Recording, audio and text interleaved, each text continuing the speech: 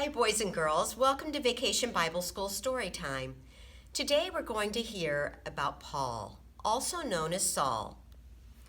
Paul was chosen by God. He was chosen to be a witness of the risen Jesus. Paul was sent by God to bring the good news of Jesus to many parts of the world. Saul was born in a city called Tarsus. It was near the sea. Saul's father was a tent maker, and Saul learned how to be a tent maker too. Saul and his father read the Hebrew Bible, the scriptures, together. Saul was very serious about knowing the scriptures. And in fact, when Saul was grown, he decided to go to the city of Jerusalem so that he could study with the very best teachers. So he was born in Tarsus, and he went to Jerusalem to study.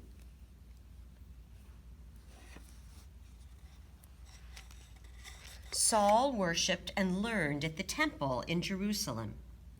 His teacher was the famous Gamaliel. Saul became very smart and well educated, and Saul worked very hard to keep the laws that he learned from the scriptures. He was what we call zealous for God. He loved God so much that he wanted to make sure God's laws were obeyed. Now Saul became very angry with the followers of Jesus. You see, Saul had never met Jesus. He had not heard the teachings of Jesus. He thought Jesus' followers, the Christians, were telling lies about Jesus being raised from the dead. So Saul asked the leaders for permission to go to Damascus to arrest followers of Jesus who were living there. On his way to Damascus, a blinding light shone in his eyes, and Saul fell to the ground, unable to see. Then he heard a voice saying, "Saul, Saul, why are you trying to hurt me?" Saul said, "Who are you, Lord?" The voice answered, "I am Jesus. I am the one that you are hurting when you hurt my followers." After 3 days of prayer and nothing to eat, a man named Ananias was sent by God to Saul. Ananias was afraid to go to Saul. He knew that Saul had been sent to arrest the Christians. But God told Ananias, "I have chosen Saul. I have chosen him to bring the good news of Jesus to people in many lands." When Ananias touched Saul, something like fish scales fell from his eyes, and Saul's vision came back. Now Saul knew that on the road to Damascus, he had seen the risen Jesus, and he could feel the power of the Holy Spirit growing inside of him. Now Paul decided to be baptized, and then, instead of going to arrest the Christians, he went to the synagogue to proclaim that Jesus is the risen Messiah. Now guards were placed at the city gate to catch Saul because they had learned that Saul was now a Christian. But followers of Jesus hid him in the city. One night, when it was dark, they took a basket and some rope to the top of the wall.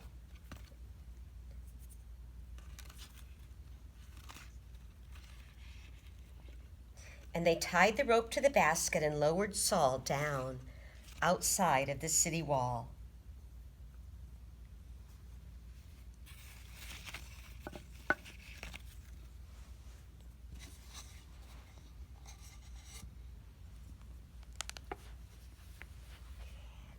After Saul was free from the city of Damascus, he went to the desert of Arabia, where he prayed and came close to God, and he knew what God wanted him to do.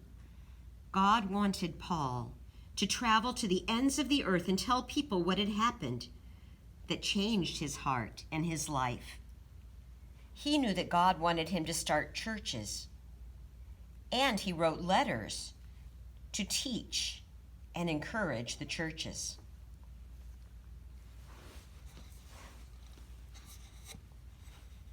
Saul began his work and became known as Paul now. He sailed across the seas and over mountains and walked across the land to many different places. And where he went, he made new friends, and he taught the good news about Jesus. He started new churches. And when he would leave a church, he would write a letter to them when he was gone from the church so that they could still learn more about Jesus. Paul wrote all these different letters to many different churches, to the Colossians, the Philippians, the Corinthians, the Ephesians. These letters are still in our Bible today, and we can still read them and learn what Paul has to teach us about Jesus.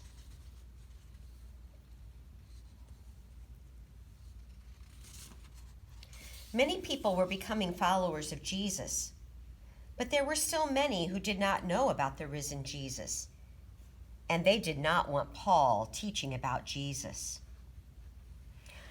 Paul had a vision of a man who was asking Paul to come to Macedonia.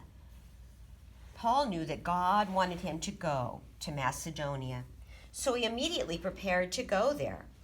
And while he was preaching and healing in Macedonia, Paul and his friend Silas were arrested and put in jail and secured.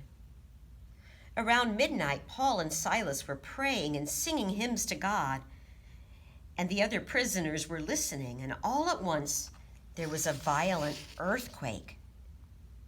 It shook the prison's foundations, and the doors flew open, and everyone's chains became loose.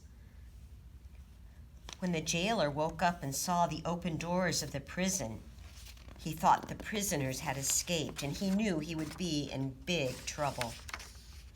But Paul shouted loudly to him, "Don't harm yourself, we're all still here." The jailer fell trembling before Paul and Silas. He asked them, "Honorable masters, what must I do to be saved?" And they told him, "Believe in Jesus and you will be saved. You and your entire household can be saved." And then Paul and Silas baptized everyone in the jailer's household. And the jailer was overjoyed because he and everyone in his house had come to believe in God and Jesus. And the jailer told Paul, "The authorities have sent word that you are to be released. You may go now. Go in peace."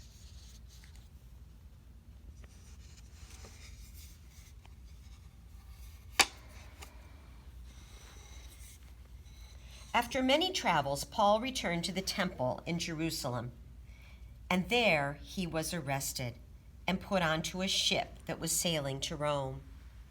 A hurricane-strength wind swept down. The ship was caught in the storm and was battered by a violent storm.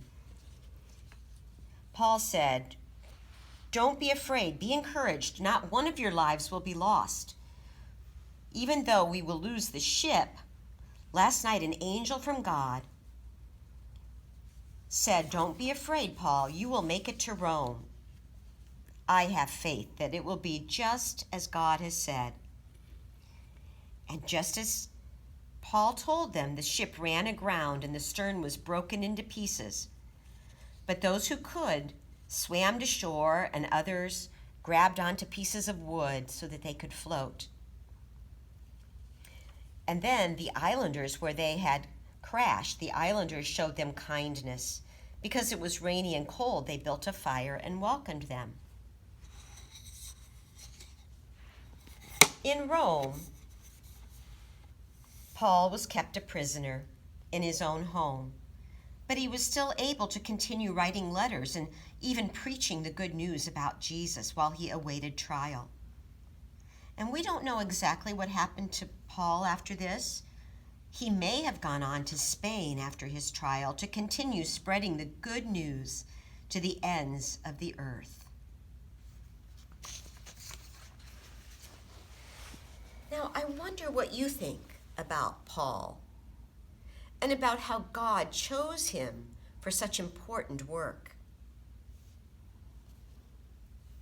Can you believe that we still have all those letters that Paul wrote?